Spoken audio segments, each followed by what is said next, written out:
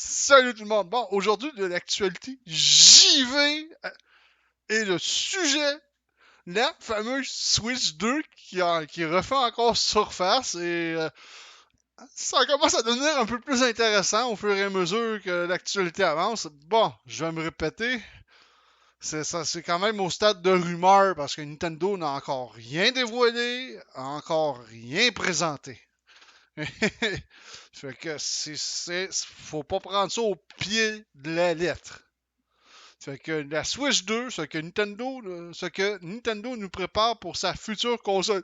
Bon, on sait que la Switch est sortie en 2017, quand même. Ça fait quand même un bon bout de temps qu'elle est sortie, là.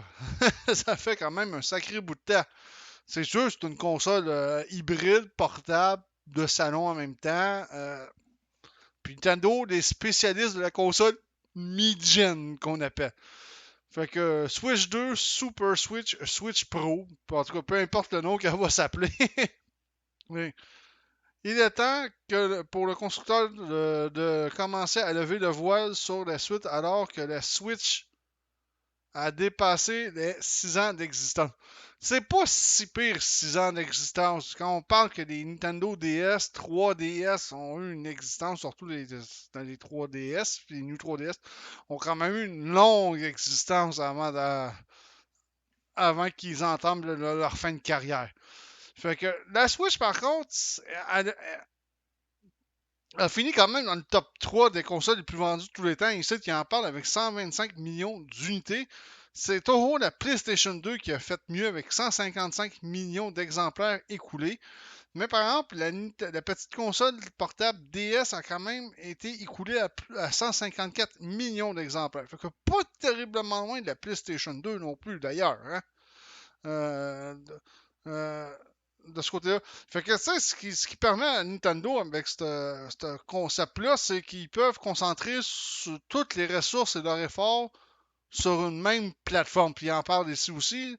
Et la Switch a aussi permis aux constructeurs japonais de concentrer ses efforts sur une seule et même plateforme, alors qu'ils devaient jusqu'à présent jongler entre une gamme de consoles de salon, évidemment GameCube, oui, et la malheureuse Wii U, malheureusement, et des modèles portables Game Boy, DS, 3DS. L'ensemble des ressources de Nintendo sont utilisées pour le développement de jeux de qualité, la plupart du temps basés sur des franchises incroyables.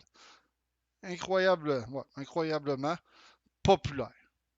Évidemment, Smash Brothers, Pokémon. Pokémon, par exemple, pourrait régler des bugs, par exemple, dans le dernier jeu Pokémon Scarlet Violet, ça serait apprécié, ça. Mario et évidemment Zelda. Ah, ok. Cette créativité débridée a pallié longtemps les limites techniques de la petite tablette. Il suffit de jouer quelques minutes à Tears of Kingdom, le dernier opus de la saga Zelda, pour apprécier les qualités et les capacités graphiques étonnantes de l'appareil. Encore aujourd'hui, ouais, même encore aujourd'hui, tu sais, les développeurs et les ingénieurs de Nintendo ont un talent inné pour tirer le meilleur parti des possibilités techniques limitées de la Switch, dont la fiche technique rapproche la console d'un smartphone d'il y a 8 ans. Mais ils ont toujours été bons, Nintendo, pour ça. On pourrait prendre l'exemple de la Super Nintendo. La Super Nintendo, là, de Zelda à Link to the Past, on regarde les graphiques qu'il y a là-dedans, de la façon que le jeu a été fait, puis les techniques qu'ils ont pris à l'époque pour faire Zelda. C'est complètement incroyable ce qu'ils ont fait pour arriver à faire Zelda Link to the Past. Nintendo, les ingénieurs à ce moment-là, là, ils ont vraiment là, bien travaillé. Et qualité graphique aussi, on pourrait parler des fameux Donkey Kong Country. Hey, les graphiques, c'était époustouflant, là, les graphiques de Donkey Kong Country. C'était quand même pas de la merde. Mario World non plus, c'était quand même de jolis graphiques. Super Mario World veut pas. C'était quand même de très beaux graphiques. On peut pas nier ça non plus. Sega aussi avait ses points, ses forces, ses faiblesses, là, mais ils ont toujours réussi à faire beaucoup avec peu. Nintendo, c'est ce qui fait leur renommée mondiale de ce côté-là. C'est débile. Puis on pourrait aussi parler sur la NES, le Super Mario 3 là, sur la NES. Là. Hey, à l'époque, là, on parle d'une NES Super Mario 3. Là. Tu sais, Super Mario World, là, il a été inspiré de Super Mario 3. Là. C'était à peu près le même genre. Là. Tu sais, on avait la carte du monde avec les tableaux puis tout ça. Puis Super Mario 3, là, ça a été débile sur la NES. Ça poussait la NES vraiment à son maximum. De ce côté-là, Mario 3, ça reste un de mes Super Mario. Ça reste mon Mario préféré ever. De ce côté-là, il n'y a personne qui va me faire changer d'idée là-dessus. Mais voilà, pour un Zelda somptueux, combien de jeux qui tirent la langue. Car les coutures commencent à se voir. Les derniers titres de Pokémon font peine à voir aussi bien graphiquement qu'au niveau performance. Malgré toute la bonne volonté de leurs développeurs, les portages Switch de grandes licences comme Doom Eternal, FIFA ou Witcher 3 font pâle figure par rapport aux versions pour les consoles modernes. Bah, ouais. Là, c'est sûr qu'ils ont un petit peu. C'est sûr, c'est pas une console qui est faite pour avoir de grosses licences ou de gros jeux. Witcher 3, le monde était tout content que ça sorte sur Switch. Et ça a été un désastre. Doom Eternal, euh, pareil.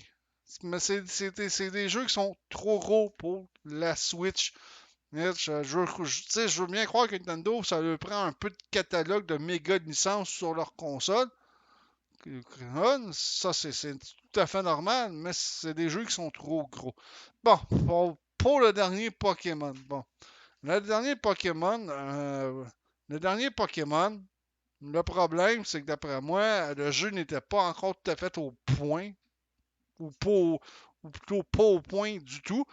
Puis, ils n'ont pas voulu retarder le jeu. D'après ils ont voulu que le jeu sorte à la date prévue, coûte que coûte. Mais ça a donné ce que ça a donné. Mais tu sais, Pokémon, je m'attendais pas à avoir des super gros graphiques après ça. Voyons donc, là, ça marche pas. Tu sais, ça reste une console hybride, ça reste une tablette de jeu qu'on peut brancher sur une télé, la Switch. Fait que je m'attendais pas à avoir des graphiques de PlayStation 5 pour un jeu de Pokémon. Là. Mais c'est ça, le jeu, d'après moi, il était pas au point. Puis d'après moi, la compagnie voulait absolument que Pokémon sorte à la date prévue. Fait que les développeurs ont été obligés, d'après moi, de rusher du mieux qu'ils peuvent pour terminer le jeu à temps. Et ça a donné ce que ça a donné. Parce que c'est le seul Pokémon, c'est le seul jeu Pokémon où on a eu des problèmes. Sword and Shield, j'ai pas vraiment vu de bug. Diamond Pearl, c'est un remaster. C'est un beau remaster quand même. J'ai pas vraiment vu de bug. Arceus, j'ai pas vraiment vu de bug à amener jusqu'à date. Il y a juste Scarlet Violet qui fait pâle figure de ce côté-là, mais d'après moi, ça, c'est la faute de la compagnie qui a voulu que le jeu sorte absolument à la date annoncée.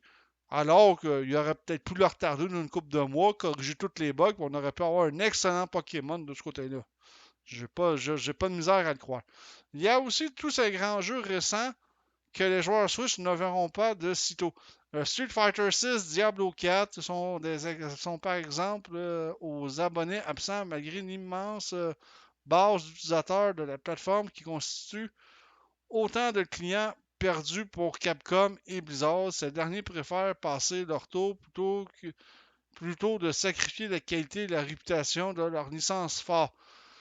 Oui, c'est sûr que c'est ce genre de gros titres-là, surtout pour Capcom puis Blizzard, perdent des clients, perdent des futurs joueurs de ce côté-là, parce que ces deux jeux-là sont limités à la Xbox Series et à la PlayStation 5. Mais malgré que la PlayStation 5, quand même, c'est la console qui est la plus vendue dans le monde actuellement. Je peux comprendre en même temps un peu le désarroi de Capcom et Blizzard, mais il faut s'aider que Nintendo, ça a toujours été ça. Ça a été de faire une console qui est pas tout à fait à date côté technologie, qui est un peu dépassé, mais qui sont capables de faire de très bons jeux. Ils ont quand même sorti Diablo 3 sur la Switch, sur la Nintendo Switch, qui était la version Xbox 360 un peu. Mais tu sais, ils ont quand même réussi à le porter sur la Switch malgré tout. T'sais. C'est sûr que c'est plate pour ceux qui ont des Nintendo Switch ne pourront pas jouer à Diablo 4 ni à Street Fighter 6. Mais tu sais, ça fait partie des obstacles, ça fait partie de la vie de ce côté-là. Là. On peut pas tout avoir sur toutes les plateformes non plus. Là. À un moment donné, la Switch, elle a un but précis, c'est de jouer en mode portable. Et en mode salon. Fait qu'on on peut pas avoir des performances de PlayStation 5 ni de PlayStation 4 dans ce cas-ci. Là. T'sais, je comprends ils veulent pas les sacrifier la qualité, oui, parce que c'est sûr, ça sacrifie la qualité, la réputation, leur licence force, ça ternit un peu l'image de ces compagnies-là. Pour éviter le portage trop complexe de leur jeu sur la Switch, certains éditeurs ont fait un compromis, celui du cloud gaming. Cela permet certes de jouer à Resident Evil Village ou Guardians of the Galaxy sur la console de Nintendo, mais il faut que des conditions soient optimales pour réellement en profiter. Il est obligatoire d'avoir un accès à un bon réseau Wi-Fi. Ouais, mais le cloud gaming, de ce côté-là, ça vaut même pas la peine parce que vous allez payer le jeu au prix régulier, 80 balles, mais c'est du cloud gaming. Fait que le jour où la compagnie va annoncer qu'on ferme le cloud pour Resident Evil Village, écoute, Capcom annonce ça, ou que Square Enix annonce la fermeture du cloud pour le Guardian of the Galaxy, mais tu peux plus jouer à ton jeu, là. Tu as ta cartouche, mais tu peux plus rien faire. De ce côté-là. Fait que c'est un peu. C'est niaiseux. Le cloud gaming de ce côté-là, non. Moi, je ne paierais pas un jeu au prix régulier pour jouer en cloud gaming, ça, c'est pas vrai. Alors que la Switch est dans sa 6e année d'existence, les signaux de fumée qui annoncent une successeur sont de plus en plus nombreux, c'est vrai, et puisqu'il n'y a pas de fumée sans feu, il est grand temps de faire le point sur ce qui va probablement attendre les joueurs avec cette future console. Oui. Qu'est-ce qui nous fait dire que Nintendo prépare activement le lancement de sa future console? Bon, ça c'est des leaks. Ok, ces derniers mois, plusieurs pièces du puzzle ont fait leur apparition en laissant penser que Nintendo prépare effectivement quelque chose. La très sérieuse publication japonaise Nikkei a avancé en début d'année que l'entreprise avait commencé à négocier avec des fournisseurs car la production de la nouvelle console allait démarrer. Ouais, ça c'est vrai, j'en ai parlé dans la vidéo précédente.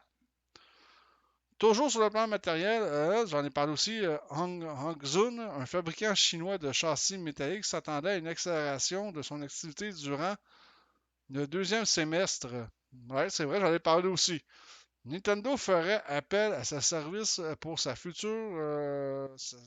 future Switch, dont la production débuterait donc dans les 6 prochains mois, croit à savoir Money DJ. Le site web chinois a une certaine crédibilité en la matière et, ouais, c'est vrai, il avait été le premier à parler de la production de la NX, la future Nintendo Switch, en mars 2016. Ça, c'est juste pour vous dire que les fabricants de ce côté-là ont toujours 2-3 coups de dé d'avance. On pourrait prendre un exemple sur les processeurs d'ordinateurs Intel. T'sais, on a la 12e génération. La 12e génération est sortie, mais Intel, lui, est déjà rendu à la 15 ou 16e génération à tester pour ses nouveaux processeurs ou ses futurs processeurs. Fait que, tu sais, c'est normal. C'est partout de même dans l'électronique ou plutôt dans la technologie, c'est comme ça. Les fabricants ont 4 à 5 coups de dé d'avance. D'après une rumeur, elle aussi assez crédible, le constructeur a renvoyé des kits de développement. Ça aussi, j'en ai parlé dans la vidéo précédente, pour qu'ils puissent optimiser leur jeu pour la future console. En l'occurrence, il s'agirait de la marquerie Steam, le studio espagnol, ouais, c'est celui qui a fait Metroid Dread. Mais il n'y a rien de confirmé encore. Durant le procès ayant opposé la FTC à Microsoft, ouais, ça, on en a parlé beaucoup dans le cadre dans le cadre de l'acquisition d'Activision, Blizzard Activision. Un document fait également référence au portage de Call of Duty sur un modèle de Switch en développement. Ouais, c'est vrai, ça aussi, le constructeur de Xbox s'est engagé à porter le FPS d'Activision sur la plateforme de Nintendo pendant 10 ans et sera probablement plus facile sur une console plus puissante. Ouais, ça c'est vrai. Fait que l'article est quand même assez long, puis j'ai même pas fini, là. Quand sortira la nouvelle Switch? Bon, ben ça, dans cet océan, c'est un océan de rumeurs, tout ça. Nintendo ne sera pas. La future console Nintendo ne sera pas lancée avant le printemps prochain. Ça, c'est ce que je me doute beaucoup aussi. Ça ne sera pas avant le printemps prochain. Santaro Furukawa, le président du groupe, a clairement énoncé durant les derniers résultats financiers au mois de mai, l'entreprise n'a pas l'intention de commercialiser de nouvelles consoles. Ou de mise à jour de matériel de l'actuelle console. Ça, c'est un peu le nounou. Durant l'année fiscale en cours, qui chez Nintendo se terminera le 31 mars 2024. Fait que, ouais. Fait que, autrement dit, on n'aura aucune nouveauté aucune nouveauté ne devrait donc apparaître dans les rayons avant avril prochain. Donc, mais cette déclaration n'empêchera pas Nintendo de faire monter la sauce dans les prochains mois en levant petit à petit le voile sur la successeur de la Switch. La génération actuelle avait été dévoilée en octobre 2016, je m'en rappelle clairement, avec une commercialisation en mars de l'année suivante. À l'époque, le constructeur ne craignait pas de perte des ventes durant la période cruciale de Noël. Personne n'allait glisser de Wii U sous le sapin. Cette console ayant fait un faux monumental, ou fort, un faux monumental. Ouais, c'est de valeur pour la pauvre Wii U quand même. Bon, la situation est évidemment très différente aujourd'hui, ça c'est sûr. La Switch se vend toujours très bien malgré son âge, ce qui est quand même 3 millions d'unités vendues au premier trimestre de 2023. Et Nintendo a prévu plusieurs gros jeux, évidemment comme Super Mario Wonder ou Super Mario RPG. Si vous avez jamais joué à Mario RPG sur Super Nintendo, garochez-vous sur le remaster de la Switch, hein, sur la Switch. C'est un excellent jeu Super Mario RPG. C'est sûr, plus que la Switch est toujours en bonne forme, pourquoi précipiter la venue d'une remplaçante? C'est ce que, de l'aveu même de Santaro Furukawa, maintenir la dynamique des ventes de la Switch sera difficile pour sa 7e année. L'objectif de Nintendo pour son année fiscale 2023-2024 est d'écouler 15 millions d'unités. Ouais, ça, c'est pas fait. Lors de l'exercice précédent, le constructeur avait vendu 18 millions de Switch, ce qui représentait déjà un recul de 22% d'une année sur l'autre. Fait que ouais, c'est quand même quelque chose. Bon, on va sauter quel futur pour la Switch. Fait que le nom d'un, c'est sûr, c'est enfin essentiel. Le nom d'un produit, ce n'est pas qu'un détail, c'est enfin essentiel. Un mauvais nom peut être synonyme d'une génération sacrifiée. Un exemple que Nintendo voudra absolument ne pas suivre est celui de la fameuse Wii U, une console très différente du modèle précédent, avec un gros gamepad doté d'un écran tactile. Non seulement le nom pouvait laisser penser qu'il s'agissait d'un accessoire de la Wii, et surtout le marketing de Nintendo n'a rien fait pour dissiper la confusion. Oh oui, pauvre Wii U. Ah, j'ai de la sympathie pour la Wii U par contre. Elle avait du potentiel, la Wii U, malgré tout. Ouais, ils l'ont laissé mourir à petit feu. La successeur de la Switch ne risque donc pas de s'appeler Switch U. En revanche, il est probable que Nintendo veuille conserver le nom Switch. Moi, d'après moi, ça va être Switch 2. Moi, d'après moi. Bon, par exemple, Super Switch ou Switch Pro ou tout simplement Switch 2. À moins, bien sûr, que Nintendo ait décidé de partir dans une autre direction en abandonnant l'idée d'une console hybride. Moi, je pense pas qu'ils aient abandonné la console hybride. Ça me dit ça vraiment. Ça va rester. Ça a tellement cartonné comme concept d'après moi. Ça va rester la chose va rester hybride. Bon. Hey, j'ai jamais vu un article aussi long que ça jamais vu un article aussi long que ça de. Vraiment, là, wow, ils ont vraiment mis le paquet à 01net. La génération actuelle de la Switch a connu trois déclinaisons. Ouais, il y a eu la Switch originale en 2017, il y a eu la Switch Lite 2 ans plus tard, et la Switch OLED en octobre 2021, c'est ce que j'ai. Bonne nuit! Excusez, il y a quelqu'un qui me disait bonne nuit. Ces trois consoles fonctionnent avec une puce Tegra X1 par Nvidia en 2015. Il a été modifié en 2019 avec le Tegra X1 Plus. Pas tellement pour apporter plus de puissance, mais pour permettre fin à une faille de sécurité qui facilitait le jailbreak de la console. Oh, les premières Switch, tout le monde jailbreakait. Hein? La puce compte 8 cœurs. 4 cœurs Cortex A57 et 4 cœurs Cortex A53. Pas de première jeunesse. Cadencé à 1 GHz. Non, la Switch n'exploiterait en réalité que 4 cœurs Cortex A57, les plus rapides, dont un réservé au système d'exploitation. Le processeur est secondé par un circuit graphique Maxwell à 256 cœurs. Oh, bon, ça, c'est pas de la technologie récente, la technologie Maxwell de chez Nvidia. Ce qui peut monter jusqu'à 768 MHz lorsque la console est placée sur son dock. Cela confère à la Switch une puissance de 0.4 teraflops en mode TV et de 0.2 teraflops en mode portable. Très loin des 10 à 12 teraflops développés par la Xbox Series X et la PS5. Oh que si!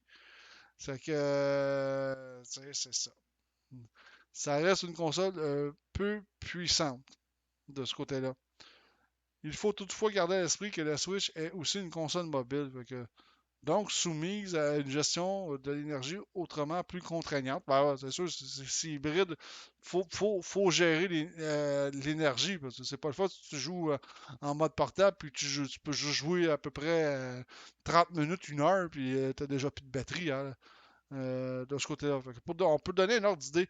La consommation annuelle d'une Switch OLED est de 6 à 21 kWh en moyenne contre environ 134 pour une PS5 et 225 kWh pour la Xbox Series X. Wow, hey, la Xbox Series X, ça en bouffe d'énergie, ça, finalement. Le pire, c'est ça que j'ai de ce côté-là. Fait que par conséquent, il est donc plus probable que Nintendo fasse de nouveau appel à un moteur adapté aux jeux en mobilité. Mais moi, c'est ce que j'ai dit. Ils vont y aller encore avec la même formule. Depuis quelques années, la rumeur annonce que le constructeur ferait à nouveau confiance à Nvidia pour fournir la puce de la future console. En l'occurrence, il s'agirait d'un système sur puce Tegra 239 doté d'un processeur 8 cœurs, probablement des Cortex A78 et un GPU à 2048 cœurs, ouais, cœur CUDA basé sur l'architecture Ampère. Ouais, un pas mal plus récent, je dirais. La même qui propulse la gamme des cartes RTX 3000 du même Nvidia. Exactement. Ça serait déjà ça ferait un bon boost pour la nouvelle console.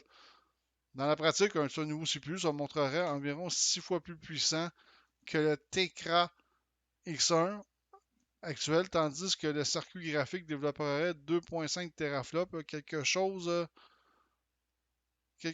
entre la PS4 et la PS4 Pro, de quoi rehausser la qualité graphique de la Switch qui peine aujourd'hui à atteindre 720p mobile et 1080 TV promis. Ouais, malgré que sa télé, on atteint pas loin, on est pas loin du 1080 quand même, c'est quand même quelque chose qui est quand même pas si pire. Il faut voir ça d'un point de vue. Bon, Nintendo pourrait aussi mettre à contribution la technologie DLSS. C'est une technologie qu'NVIDIA a développée pour ses cartes vidéo qui permettent d'upscaler les graphiques puis d'avoir un meilleur rendu graphique. Ça, il faudrait qu'ils intègrent ça à la nouvelle Switch Nintendo, c'est sûr et certain. Mais le problème, c'est qu'il va falloir aussi jouer avec l'économie d'énergie aussi, hein, parce que ouais, on n'aura pas le choix de ce côté-là, parce que sinon, ça va peut-être un peu trop consommer. Peu importe sa provenance ou la technologie utilisée, le futur SoC choisi par Nintendo devra probablement fournir un solide 1080p en mobile et de la 4K dans son dock relié à la télé.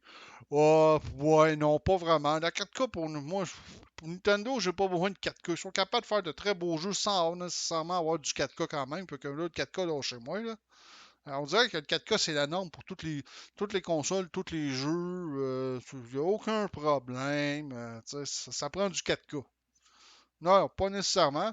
60 images par seconde, ça serait bien plus intéressant, 60 images par seconde, que d'avoir du foutu 4K. Personnellement. Moi, que la console serait 1080p, mais je suis capable d'aller chercher 60 images par seconde. J'irais avec le 60 images par seconde n'importe quand, plus que le 4K. Est-ce qu'on pourra jouer avec les jeux de la Switch 2? En principe, d'après moi, oui. Les jeux de Switch vont être compatibles avec la Switch 2. Ça va être le même principe que le. Comment dire? Que la Nintendo DS et la Nintendo 3DS. Les jeux de DS fonctionnaient dans les consoles 3DS. Si on veut conserver la marque Switch, on imagine mal le constructeur de faire un choix qui fait particularité de la console sans avoir son caractère hybride. Bon. Ce nouvel appareil devrait donc, en toute logique, permettre de jouer aussi bien en mobilité, dans le métro, blablabla, au bureau, que chez soi, confortablement installé devant la télévision. Ouais. Moi, on va pouvoir jouer. C'est pourquoi que le principe des Joy-Con pourrait être repris pour cette nouvelle console Nintendo. Ça, je m'attends à ça aussi.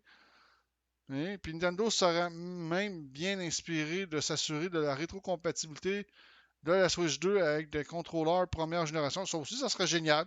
Que les contrôleurs première génération fonctionnent sur la Switch, la nouvelle, la Switch 2.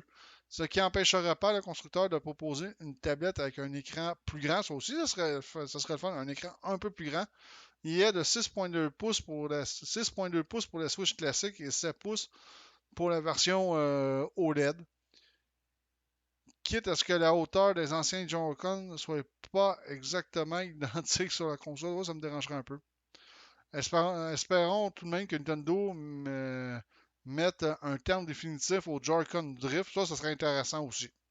Le Joy-Con Drift, ça serait. Faudrait qu'ils règlent ça au plus vite. Bon, toujours au chapitre de la rétrocompatibilité, beaucoup se demandent si la console à venir sera en mesure de prendre en charge les jeux actuels de la Switch. Après tout, il était possible de jouer à d'autres titres de la GameCube sur la Wii, ce qui est entièrement vrai. Et il était de même pour les jeux Wii, Wii U, ce qui est totalement vrai aussi. Le constructeur n'a rien dit à ce sujet. Oui et non. Dans une vidéo précédente, il y a eu un leak comme quoi que c'était que Nintendo avait dit, mais c'était un leak, que ça serait rétro-compatible. Mais ça peut toujours changer.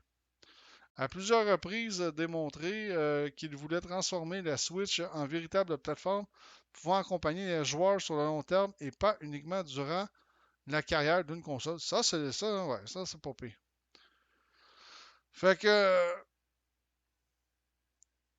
tout ça, ça confirme pas parce que ça donne rien d'aller plus bas parce que ça se radote. Mais on a un peu une idée de ce qui s'en vient peut-être pour la nouvelle Switch 2. Et je prépare une autre vidéo qui va être encore plus intéressant. Je suis désolé malgré que celui-là ait duré longtemps et je m'excuse, j'ai tout obligé de dire une bonne nuit à ma blonde, là, pas le choix. Elle avait juste oublié que j'étais en train de faire une vidéo, mais c'est pas bien grave, ça fait partie des joies. de ce côté-là. Mais ça va, comme j'ai dit, ça va nous donner une idée de la nouvelle console. Fait que là-dessus, je vous dis ciao tout le monde, à la prochaine.